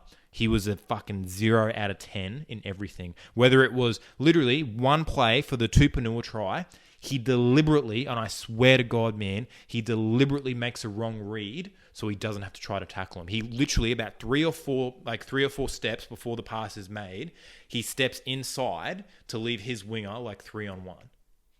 Like, getting like, the only thing that he did was hit Lockie Lamb late and then finish him off with a forearm to the chin. Other than that, he was fucking like, I have faith that Maguire will get rid of him. But if he doesn't get rid of him for this week, man, the Tigers deserve. And like, I think Tigers fans will agree with me here. Like fucking Dr. Scum. Look, like, let us know what you think about Joey Leilua, because honestly, like, maybe I'm looking at it without like Tigers tinted glasses, but flat out, like, and this is coming from a Broncos fan, he is the worst player in the NRL. And it's not even he's the worst player for what he's being paid. He is flat out the worst player in the NRL. He missed 7 tackles, and that's a lot of missed tackles, particularly when you play centre, because I have a different... But it should have been like 15 tackles, because that doesn't include the tackles that he just didn't even try to make. Get near. Fuck. Yeah, and I honestly think that the centre is one of the harder positions to play on the field, because you are forced to be very good at one-on-one tackles and decision-making of like when to jam, when to hold, when to push up, when to retreat, backpedal a bit. It's a really hard defensive position, if not at least, if not just a defensive position, but also I think an attack. You've got to master that quick ball, when to give it, when to hold it, so on and so forth. But it's a tough gig, but he's not doing a very good job of it. And I miss the Joey Leilua of old, man. I don't know if he's just like regressed with age, or whether maybe even him and Rapana's partnership was just so important, where like Rapana would fix up any mistakes that he had, or that they just had trust in one another. But like, he really was, a top tier center. Didn't he get Dally M Center of the Year a couple times, and then to be putting in the performances that he is now it's got to be up there with one of the worst regressions, which was like I said about another bloke that currently is at the Tigers, Joel Fingowie. Man, it's fucking like, I honestly, I think just every try they scored down the left, I could probably bring up just what he did wrong. Yeah, watch this. Ready? So this is for the Roosters' first try. Experiencing buffering difficulties for those listening in. So watch him there. Ready? So there, just very lazily, like leaves his winger with a 3-on-1, and then watch him here. What is that? And then look. Of course, those two are in their fucking pocket. He just walks. He doesn't try to sprint and chase down Tedesco after that. He literally, thing is, like, if you're going to jam in, at least hit somebody, right? At least make some kind of impact in play. Watch him. Ready? Look. And leaves his man 2-on-1. Mm-hmm. And then watch the effort. Watch the effort coming down here. Ready? Look. He's jogging. He's out of the frame because he's going so. Look, and now walking. For a bloke that said he's going to get off the burgers and return to this form that, made him the best center in the world in his own opinion, like, he's still looking thick. He's not losing much weight, which should have really been done in the off season. It's too late now, bro. And yeah, as you say, Tigers fans I think would agree that they wish they could get rid of him. But like, who do they bring in? Who's the other center? Are they going to play Moses Mbai at center? Because I don't think that even fixes the fucking problem. Honestly, man, at least for effort, I'd rather Mbai in there.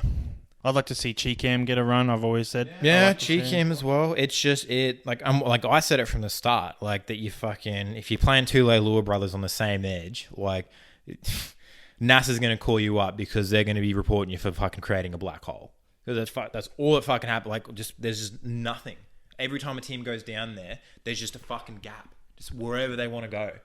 It's disappointing because like there were some bright, like for example, like I know he cops a lot of shit. Like Luke Brooks wasn't great in the game, but he still made a break. He still did some more right things. And the thing is, the try that he let in where Tupanua ran over him, like Leilua should have been there to help him. Yeah, should have been. And it's not just a Leilua thing. It's just a thing where it's like you can't expect any halfback in the NRL, particularly today, to stop an edge rower 5 meters out from the line. Like if somebody isolates a second rower on your half, that's on everybody else in the team for making that happen. And for as a unit and as a defensive unit, not knowing that that's what they're going to try to do. That's on you. You fucked up. It wasn't the team doing right. You fucked up by putting your halfback in that situation. he didn't play like terrible, but like again, it's so hard for him to do anything without a platform. Dane Laurie didn't deserve one Dally M point, but still played really well in a losing effort. Jacob Little had a lot of knee injuries going through the years. He's now had 2 tries in 2 games. Just fucking pretty cool. Like, good for him, right? And look, like, we can't get to, because Manly looked all right this week compared to last week after getting blown out. And I think right now, like, if the Panthers are making me moist with their defense, the shit that the Roosters are doing with the ball in hand, fuck me dead. Fuck me dead, they look slick. Like, it just seems like any time they go down that right edge and Kiri's got a fucking full head of steam, it's just so fucking difficult because it's like, all right, who do we stop here? Like, who are we going to fucking stop? Is it Tupanua? Or is it Manu? Or is it Brett Morris? And then, like, Tedesco Or hang just off Kiri and let him do fucking damage to you there, and then too. Tedesco's hanging out the back just like, hey, boys, how's it going? Like, Brett Morris already has half the amount of tries that he had last year. And he had 12 tries last year in 2 rounds. Him and Tedesco have combined for 11 tries, 2 games. To put that into perspective, the Panthers have scored the second most amount of tries in the season this year with 9. So those 2 players have more tries than any other team. I think the Dragons are 5th for most tries with 7, and Brett Morris has 6. So Brett Morris has scored more tries than half the NRL. At this point, you know, I know it's on the end of round 2, but at this point, James Tedesco or Brett Morris are all but guaranteed top try scorer this year. Like, you could score 1 try every second game, and you're still going to hit 20. And they're probably going to be doing better than 1 try every second game, aren't they? Well, man, like this, like, obviously we'll get to the previews all around, but like this Friday night game coming up for the Rabbitohs could be a trap game because, like, I was thinking the Rabbitohs would come out and they'd have things together. Haven't quite got there yet, but the fucking Roosters, man, they've come out of the blocks. And again, like, people say, oh, like, it's against, like, you know, like, inferior teams. It's like, yeah, but like, you can only play who's in front of you. And like, I'd rather be coming into the Rabbitohs game with scoring 40 points in 2 consecutive games and only letting in 3 tries. Manly scored twice, didn't they? I'm not sure. So it's 2 or 3 tries. 2 or 3 tries. Yeah. Let me have a look. See. Look, 2 tries. Yeah. They've scored 86 points and let in 10. So they're literally going in fucking scorching form, and that right edge in attack right now is just fucking like, until something happens, whether it be an injury or teams figure it out, that that right edge is going to score more tries inside the 20 any play they run than they're not right. they're just so polished. They're so polished. Like the plays that other NRL teams might put in and have a crack, you know, the crossfield kick or running down an edge and hit someone back on the inside. Like, they don't come off all the time because, you know, a few things have to fall into place. And yet somehow for the Roosters, they do. It's just fucking insane. And one thing that I'll always be scratching my head about, I'm sorry, you know, this is really trying to take off any sort of green coloured glasses or any kind of bias here, but like one thing that I always find myself scratching my head about is like, I honestly don't understand how James Tedesco is so good, because he's actually like probably not the best physical specimen, like not the fastest, not the strongest, not the most agile, like, but he's so consistently good and scoring 5 tries in 2 weeks. I'm like, what fucking makes this guy so good? And I think it just comes down to he's just there. He's always there. As in, like, I'm not saying, like, you know, he just falls into place. I'm saying that, like, he's always working to be in the right position. He's always, like, pushing up beside a prop or a forward just to catch that offload. Or he's pushing up on the inside for that crossfield kick that one of the wingers put in for him, you know, probably Brett. Yeah. It's like, he's just always there, pushing up, having a dig, and with that much speed on top of that fitness and effort, of course you're going to get some fucking tries. There's no half chances with Tedesco. And like you said, like I'll say that I reckon he's still pretty fucking quick in terms of like, but I say like what he has is what Billy Slater had in his prime, and pretty much throughout his whole career. Is the thing with Tedesco that just causes so many problems for the defense is that when he runs sideways or goes laterally or diagonally, he doesn't lose any pace. Like, the thing that made Slater, amongst so many other things, but one of the key things about Slater they always spoke about was his ability to he could slightly turn and deviate angle and he wouldn't lose any pace. And the thing is, when someone's running straight at you, it's almost like it's kind of easy to sort of see what, you know what I mean? Like you can sort of like square your shoulders a bit more, and like if he's coming at you like that. But what Tedesco does, because he comes out in that sweeping motion, and you watch any highlight of a Roosters try this year, and he just hits the ball at such pace, and then when he stutters and then goes again, there's no wasted motion. It's not like an Anthony Milford when he's sort of stopping and waiting for the defense to react. What Tedesco is doing is just reacting and just going forward. And it's like they're just, we talked about it earlier in the Eels game, like the non-repeatable plays, like the things that the Roosters do, particularly when they have these like flowing backlines that are either set up by Keary or by Tedesco, is that they are just so repeatable. And it was even in this game, Tedesco grabbed the ball, looks left, started going right, put in a little grubber kick, and then was right there, and Luke Brooks had to tow it away for a dropout. And it's like, even there, like that's such a repeatable thing. Like you give your ball to your best player with a little bit of green grass in front of him, and just let him work with the ball like what he wants to. And then like the Tedesco at the West Tigers, man, was never a guy that was going to grab the ball on last and put in a nice little grubber and then force a repeat set. He was going to try to go for the try, or like try to step through some tackles and make something happen. But he's so aware, he's so smart, while also so physically gifted, is that if he knows that like the chance of a try is maybe 10%, but the chance of a dropout is maybe 60 or 70%, he'll just put it in there and get a repeat set, and they'll just work it up again. He's just so, like, he's the most complete fullback. Yeah. Oh, yeah. It's like the Roosters make the non-repeatables repeatable. That's what it's kind of like at times. They make those cross-field kicks and those backing up on the inside plays that not many people get there for. They make it happen every time. But what makes it repeatable, I think, is the forward just rolling through the middle, and then like it's the depth, and it's the so like not accuracy, but I guess the timing of all the runs that happen in these plays as well, where, you know, you've always seen plays where, you know, somebody overruns a play and then the halfback sort of has to stop and like reset because he's going to run the obstruction. With the Roosters, that barely ever happens. Like everybody from the half to the edge to the center to the winger and then to the fullback are all just running their lines perfectly. And again, it's looked really good against inferior competition. This week against Rabbitohs, we'll see. But again, like, you'd rather be in good form than bad form. And like right now, like the way that right edge is going, like it's going to be a lot of fun this Friday night game. Yeah, this is definitely the game of the round. And there are some good games of the round because we've got the Panthers and the Storm. So like, I still think the Roosters versus Rabbitohs Panthers and the is a better Storm game. might be the best game that doesn't have 10 points scored ever. Like, I think that could be a proper defensive slugfest. But this thing here, this Roosters Rabbitohs game, if whatever the over is, or the over-under for points, go the over. Yeah. It's not going under. There's no fucking way, especially with Latrell going up against the Roosters again. Unless this rain doesn't fuck off. Oh, yeah, true. I'll check. If the conditions say slippery on NRL.com, I'll... Slippery means it's fucking wet, as Trent Barrett would say. And then, well, we had the final game of the round. My boys, the Canberra Raiders, taking on the Cronulla Sharks at Cogra, which is the Sharks' adopted home ground at the moment. Typically the Dragons' home ground, I believe. So they've had 2 home games start the season. Yeah. Fucking bastards. And, fuck. Like, this is a game of fucking 2 40-minute halves, because in the first 40 minutes, while it was only 12-0, like, I just thought the fucking Raiders were just choking them slowly but surely. You know, like, we're going to put you to sleep and we're going to make you fucking know about it. Like, we want to watch you and look you in the eyes as you go to sleep.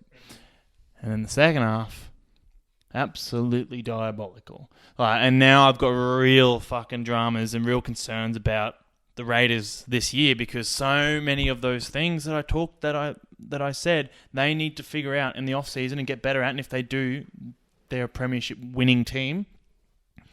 None of them have changed. Jack Whiten still drops so much ball. The second half was terrible, and they went from being like a 70% possession team in the first 40 minutes. They lost the possession count 51 to 49.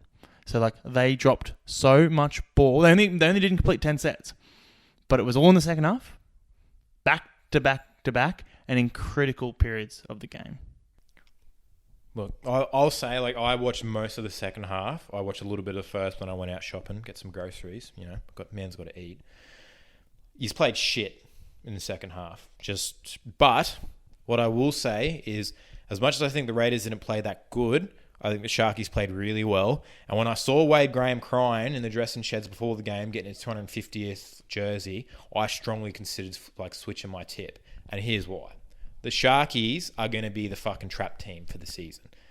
I don't know if they're going to make the 8. I didn't tip them to make the 8. But I think in UFC lands, the Cronulla Sharks are Nate Diaz, where you're never going to look at them as premiership contenders. You're never going to look at them as like the favourites. But every fucking time you play them, it's going to be a fight. And it's going to be 80 minutes. Like, they're going to be a team that's going to come away with a few fucking victories over top teams this year.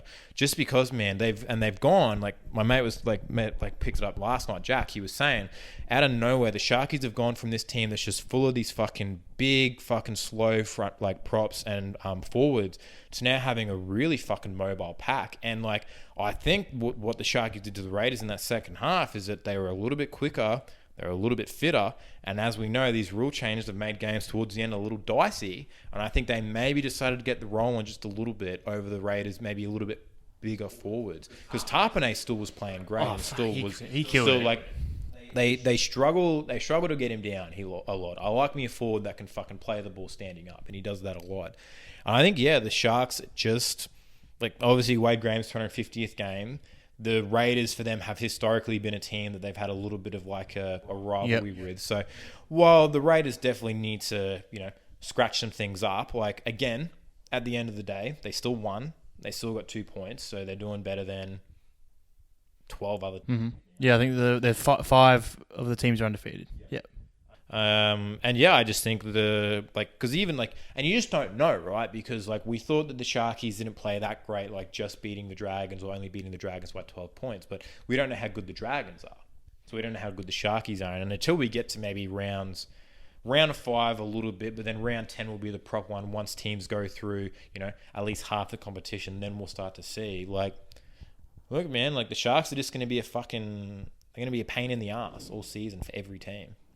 Yeah, and there are some things that still give me some comfort going to sleep at night regarding this game. So having Josh Papali. Or is it Papali or is it Papali'i now? Because they keep saying Papali'i. He's always said that it's Papali, because he's just a fucking bloke from Logan or whatever. He doesn't give a fuck. But technically it is Papali'i, as the same as Isaiah Papali and Nickel Klukstar. But Klukstar, right? But okay, there's one right there. Papali only played 50 minutes or something. I think they physically took him out of this game. They're like, we don't need you. 50 on the dot. Yeah, we don't need you. Just jump on the bench, mate. We'll keep you fresh. You talk about this a lot in your analyses. You always talk about keeping players fresher, and then I think they're doing that in these early rounds of the season. No disrespect, but the Tigers, the Sharks, next round's the Warriors, and then I think the Titans. I think if Ricky's gonna start to a few players give them a little bit of a longer break. This was a shorter off season. Give some other blokes some longer minutes. So I think fucking Ryan James played a fuck ton of minutes. You want to give the bench, you want to put trust in the bench so that they know that if shit does hit the fan and Papali's out for 2 weeks, you're not putting in this guy that's played 20 minutes a game for 8 weeks. It's a guy that's actually I know they trust me in the rotation. And now instead of playing 30, I'm the guy playing 50. You need that in there. That's with the Roosters. They had Jake Friend goes out injured. Did you notice? No. Did you notice? Right. And so they played a lot more minutes to James, who had another cracker. Again, I was not... I think he played 41 flat. I was not sold in the off-season, but back to what he did best, man. Just punches through the line, gets a really quick play of the ball, made that fucking beautiful break that he almost kept fucking... You reckon he prefers playing for the Raiders as the bench guy than the starting prop with Shannon Boyd and Bryce Cartwright? I think he does. He's always talking about milk season on his Instagram. I love the bloke. But yeah, I didn't. Last week they were showing that there was a photo of him as a kid with a Raiders jersey. He was a Raiders fan. Yeah. But so there's a couple of things there that actually gave me solace, and the other thing is that Sharks only scored from kicks. So I still think this Raiders team has got some fucking cracking defense, and that's why they still won this game, even with diabolical ball handling. And frankly, again, Whiten and Williams did not seize this game by the fucking scruff of the neck either. There was some pretty lackluster set plays and inside the 20-meter zone attack. I thought it was pretty shit again. I do still put that down to a bit of a disconnect between Hodgson, Williams, and and Whiten. You know, I'm so torn at the moment because I really want to see Starling back in there because of how good we got with his style of play, like a little bit more Cook-esque, where he's always looking to get the advantage and like quick service. That's what he's all about, quick service, or he's going to make his dart.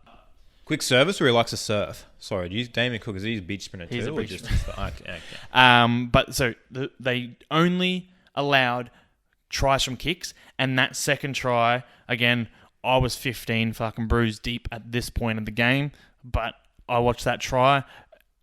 I thought that was a knock-on every fucking day of the week in any other game, but for some reason this game, they're like, nah, it's a knock back. And then the grounding, which we spent almost no time looking at, yeah, it's a try.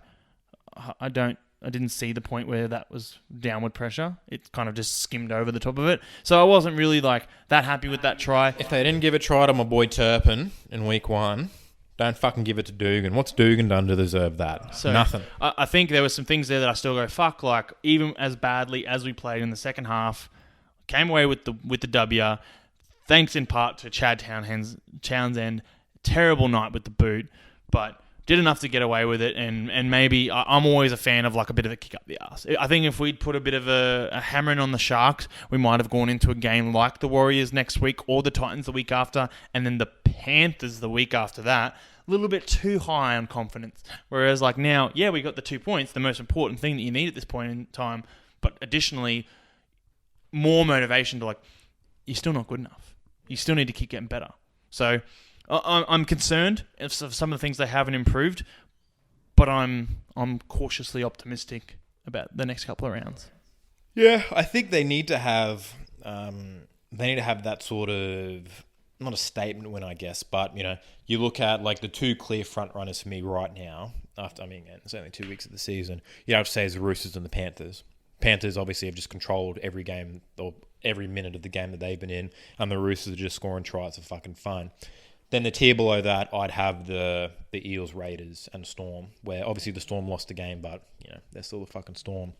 So we'll sort of see, you know, like if they can come out of the Warriors and the Titans games with, you know, against the Warriors, you'd like to see the Raiders probably win by 2 or 3 tries. I think like. I have to see where that goes. Then that Titans game, like that'll be an interesting one because that'll probably be, I think that will be the first game for the Titans where they'll actually be going up against a pretty big opponent. So they're going to want to be, because who have they got this week? The Titans. Yeah, the Cowboys. Yeah, so next, the Raiders game for them is going to be huge, right? But it's like you even said in the preseason, you think that the Raiders these days have gone from a team that were like, let's talk about the 2016 Raiders that went on a fucking run, and it was all attack. They were all flair, right? And like that obviously yielded no results. No premierships between 2016 and 2019. And then from 2019 till now, they've transitioned to this team that actually is more likely to just hash it out with you, get in the arm wrestle, and come out a victor by 6 to 10 points. They still typically lose. Yeah, they still typically lose the 2-pointers, unfortunately. Like there was a couple of games last year, the Eels game, maybe like a Storm or a game or two where they went by 2 points. But top 3 teams, top 3 points conceded. Yeah, and the Raiders have only conceded 20 points against them at the moment, 22 points. So not bad. Yeah, the Raiders have scored less points than 3 teams ahead of them. Users scored less points than the Dragons, but users have led in 22 points, they've led in 50. Like at the end, that's it. Like you talk about, like, you know, the word of the week for me has been repeatable, right? Like you need to do things that are repeatable. Like what's an easy thing to do? What's always going to yield you results? Completing your sets, kicking into the corners, defending them with inside their 30, especially with these rule changes, like you said, just slowly but surely, just like a fucking boa constrictor, just taking control of the game until the other team literally goes like, I yield, I tap, like just score the fucking try. Like that's what top teams will do, and that's what, like, you know, smart teams should be doing is like don't put, unless it's like the last 5 minutes and you need a fucking result, right? Like you need something right now. Just put it into the end goal. Nice little kick. If they get out, cool. They're 99 metres away for a try. They're probably going to only be 10 metres out after the 3rd tackle. We've played footy, obviously not NRL quality, but even under 15s, under 16s, those runs where you're inside your 10 coming out of your try line, they fucking suck because you know there's only one way through, and you're not getting through. You're just going to hit you. So just do those repeatable things over and over again, so that when you do get that chance to score a try, that flowing backsline play down the left that looks so easy was easy because the other team was rooted. Yeah. Don't make it difficult by trying to give it to fucking Nickel Clockstar and have him try to fucking break 5 tackles and then have an offload on the inside. No, just give it to Papali, give it to Tarpany, quick play the balls. Like, you know what I mean? Like, just don't make it hard on yourself. Make it hard on the opposition. I honestly wouldn't be surprised if they don't blow out a team at all this year, because I just don't think that's the team that they are. Like, I think, you know, and this is maybe another area where they haven't... They do play the Broncos. You do know that. Yeah, but maybe this is another area where, again, they haven't improved on last season, which is that they play up or they play down. So I reckon even if they're only fucking grinding out wins over the Sharks and to an extent the Tigers, and let's see what happens over the next couple of weeks, when they come up against the Panthers, you better believe they're fucking switched on. It's going all the way to the wire. But similarly, when they come up against a Manly or a Broncos or whatever, switch off a bit. And I hate that they do that, but I just wouldn't be surprised if, like, their style of footy sees them put no floggings on teams this year. That's totally fine with me, as long as we get the wins over those other top 5, top 6 contenders. I mean, and you look at, like, again, like, we play this game with every team, but, like, Roosters 1-5 versus the Raiders 1-5. Who would you keep at the Raiders and not take from the Roosters 1-5? Yeah, almost nobody. Yeah, almost nobody. Maybe nobody. Yeah. I mean, I love me, my Chansey, but yeah, Tedesco versus Chansey. Sorry, Chans. You know what I mean? Fucking Simonson versus Brett Morris. Sorry. Joey Manu and Josh Morris versus Chris and Curtis Scott. Again, sorry. And then Daniel Tupou versus Jordan Rapana. That's maybe the closest one. but then if we play that game with the forward pack, then we're getting a little closer. You know what I mean? Like, then we're looking at, like, oh, would you rather Lindsay Collins or Josh Papali? Josh Papali, right? Would you rather Jake Friend, who's not even playing at the moment, or Josh Hodgson?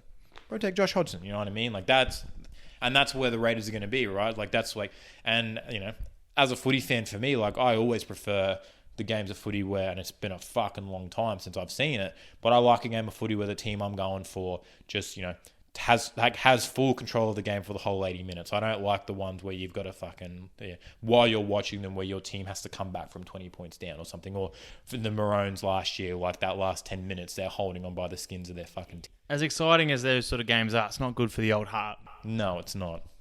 But there were some good things done for both sides of the ball, for both teams. So, again, Sebastian Kris impressed me for what I said about him in the nice little meat pie. Yeah, like, looking good. Hudson Young had another cracker, maybe out for a couple of weeks with injury, which is concerning, but it just shows, you know, the depth that the Raiders have got, that they're not really too concerned about that if it does need to happen. Scott, I thought, was, again, really, really strong. Like, now that he's back settled and Rapana's back in his preferred position, both those guys are looking really, really strong. And then for the Sharks, Will Kennedy's backed up the round 1 performance with another pretty good performance.